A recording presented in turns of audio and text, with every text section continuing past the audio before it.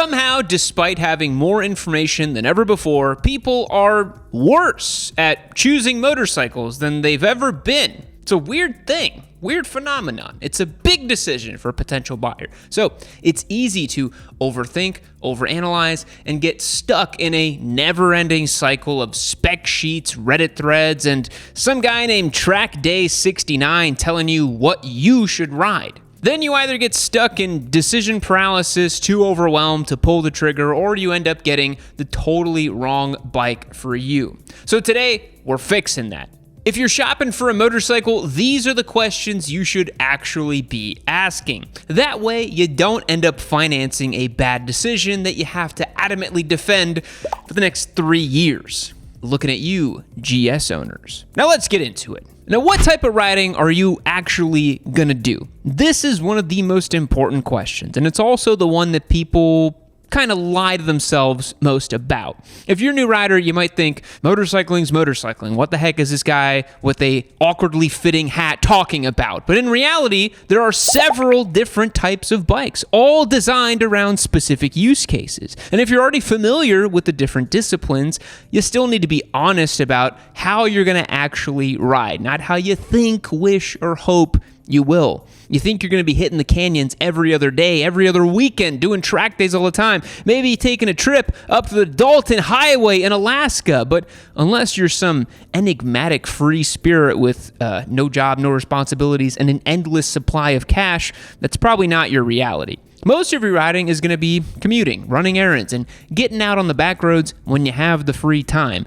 And there's nothing wrong with that. That's just the part of motorcycling that nobody really markets directly to you. It's not exactly very sexy if you think about it. We're creating dreams here, the vision of what you could be. But if you ignore that reality, you create a mismatch. And once the honeymoon phase wears off, you're stuck with the bike. You got payments, insurance, regret, the whole package. Just like getting catfished by a mail-order Russian bride. That's how people end up dailying a 600cc super sport and hating their life after 20 minutes. Or commuting on a 300cc dual sport and getting blown over on the highway by every passing semi, which is a very humbling experience when you thought you were buying something fun and lightweight. Now, if your riding reality really is just weekend twisties, then yeah, get a sport bike. That makes sense. That's going to be an awesome time. But if you're using this machine for commuting, running errands, and something like a sport touring or a naked bike is probably going to suit you way better. Honestly, if we're being realistic, a middleweight naked bike with some sport touring tires is about as much motorcycle as anybody would ever need. But y'all ain't ready to have that conversation. If you just want to cruise some back roads, grab lunch with your buddies, and enjoy the vibe, a cruiser or a modern classic might be exactly what you're looking for. There are so many great motorcycles out there right now. You just have to make sure you're not falling in love with the toxic exotic that looks great on your Discord profile picture, but actually makes your real life worse. The next question you need to ask yourself when buying a bike is, how much experience do you actually have? And look, this conversation goes both ways. I'm not going to sit here and tell you that no matter your age, life experience, budget, or physical size, you need to start on a Rebel 300 or an MT-03. You can find that kind of terminally online advice from fake motorcyclists on Reddit. There is nuance to this.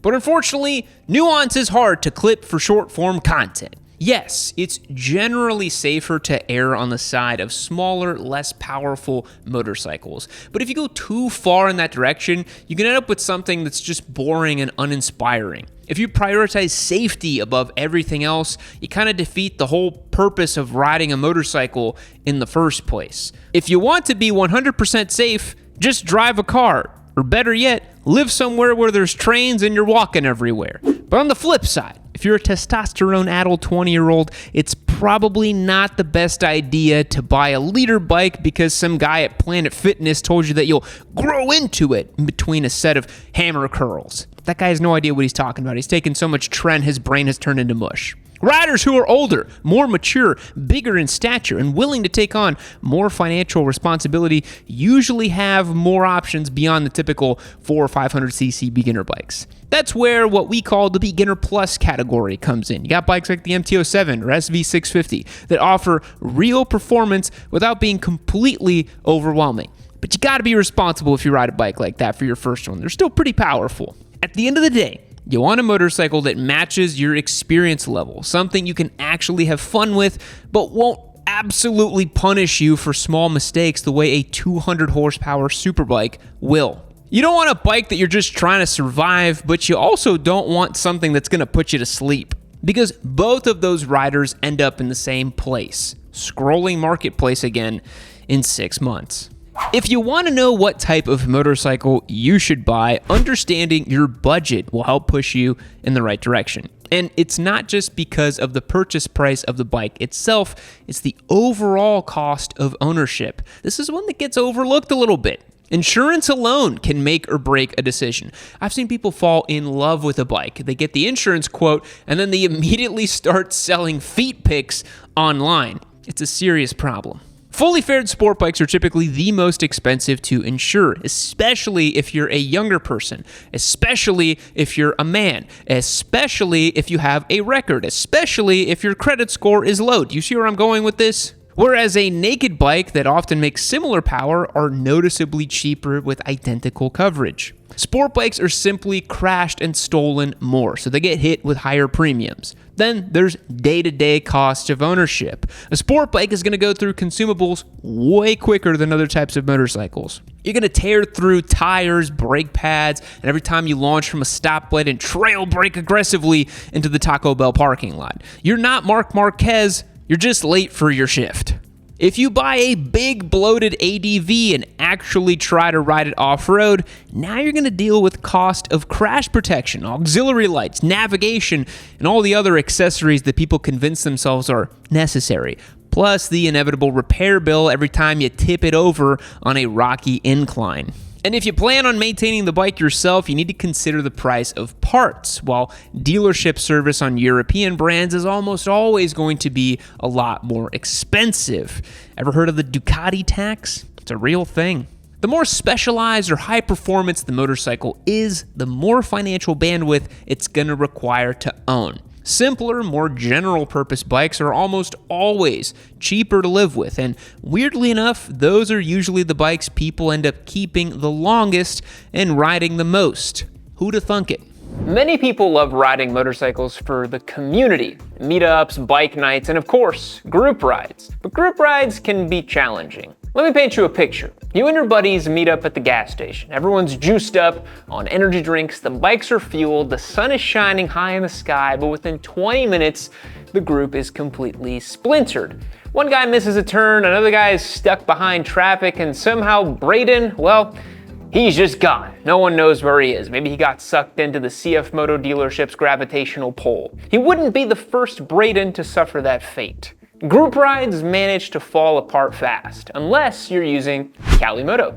Calimoto isn't just about finding good roads, it actually makes riding with other people way less of a mess. You can plan a route, share it with your group, and everyone follows the same ride. No guessing, no pulling over every 10 minutes trying to figure out where to go next. And if you're the guy planning the ride, Calimoto really shines. You can build routes ahead of time, drop in stops, tweak sections, or just let the app generate something solid for you based on your preferences. So instead of thinking too hard about optimizing your ride, Calimoto does that hard work for you.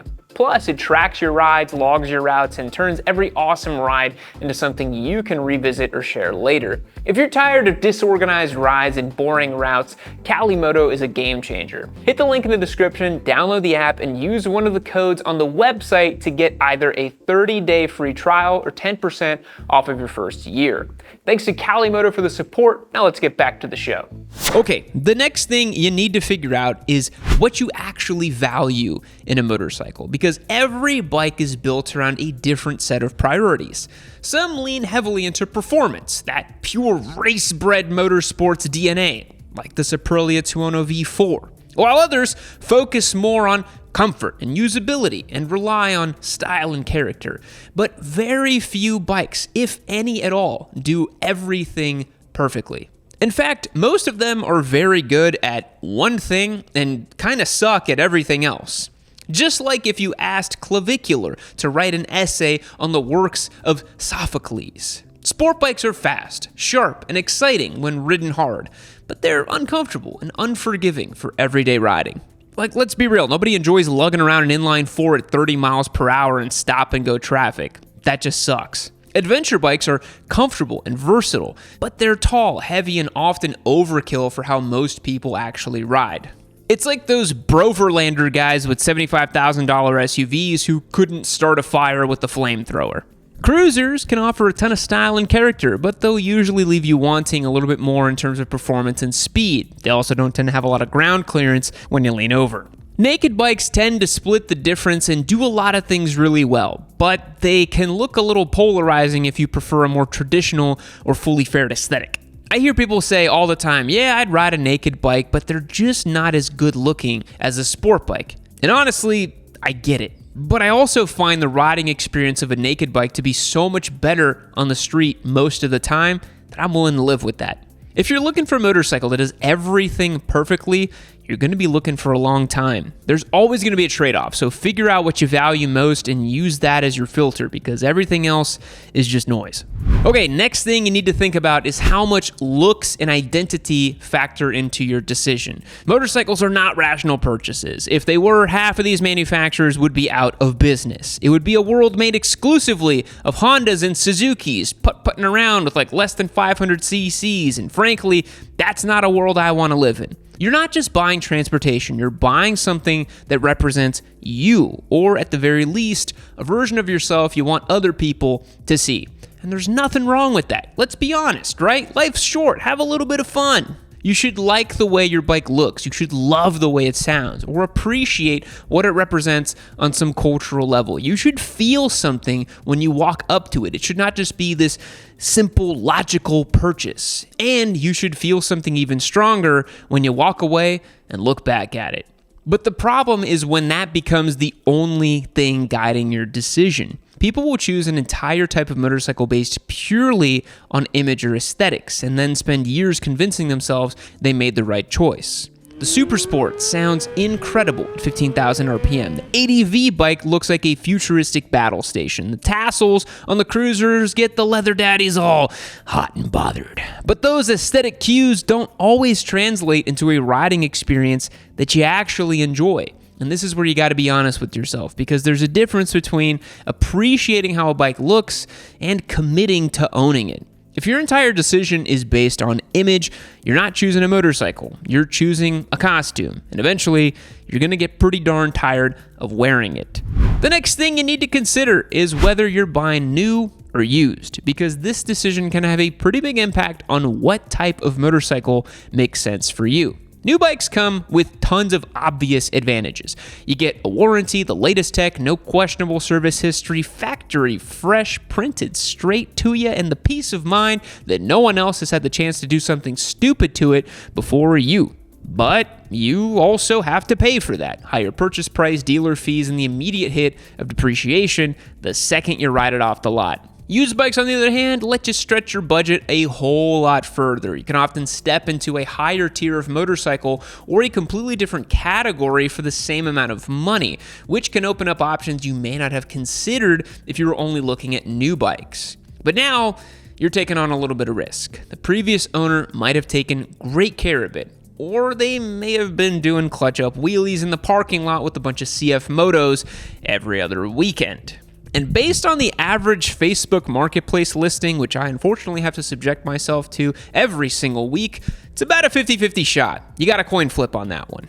Depending on the type of bike, that risk changes. A used 600 with 75,000 miles or a stunted F4i or DRZ is more than likely to have lived a, let's say, harder life than a used touring bike owned by a responsible dad who sprung for the color-matched hard luggage. So this isn't just a financial decision. It also influences what types of motorcycles are safer or smarter to buy used versus new. And for a lot of riders, especially if you're still figuring out what you like, buying used can be one of the smartest ways to experiment without fully committing to a brand new full-price version of your next identity crisis. Now, the final thing you got to think about here is whether you're trying to buy a forever bike or just the right bike for right now. And this is where many people tend to overthink everything, like the fate of the universe depends on their decision. In fact, I catch myself in this trap a lot of the time. They feel like this choice has to be perfect, like they need to find the one bike that will satisfy them for the rest of their life. But the truth is, that's almost never how this works. In reality, motorcycling is simply a rotating door of poor financial decisions that slowly get a little better over time. Go ahead and quote me on that one. That's bars, baby. Most riders go through multiple bikes as their skills improve, their preferences change, and their riding habits evolve. Sometimes you'll just come across a bike that you'd never have previously considered, and the next thing you know, you're thinking about it on a daily basis, and then lowballing marketplace sellers until you connect with one who needs the money for his divorce attorney, and the stars have aligned. What feels exciting today might feel a little limiting a year from now, and what feels intimidating now might feel totally normal down the line. Some types of motorcycles are great as stepping stones, and there's nothing wrong with admitting that. They're easier to live with, cheaper to own, and easier to sell when you're ready to move on. Other bikes make a lot more sense when you already know exactly what you're trying to get out of riding and you know how to take care of them too. So instead of trying to predict your entire motorcycling future, just focus on what makes sense for you right now and just get the bike you like right now. It's not that deep, it's not that complicated, just follow your heart and follow a feeling. Because your next bike doesn't have to be your last bike. It just has to be the right one for your stage of your riding career right now. At the end of the day, there's no universally perfect motorcycle. It is a futile endeavor trying to find it. Your riding tastes, your lifestyle, your budget, and what you actually value all matter way more than the spec sheet or what anyone else tells you to buy. Because the wrong type of motorcycle can nuke your enthusiasm for riding, while the right one will have you looking out for any excuse to get out of the house and swing a leg over the saddle. And that's really what this is all about, finding a bike that makes you happy and eager to ride. It really is that simple. Don't overthink this, boys. Thanks for watching all the way until the end. I will see you guys on the next one. Fact: Venus is the only planet in our solar system that spins clockwise. Goodbye.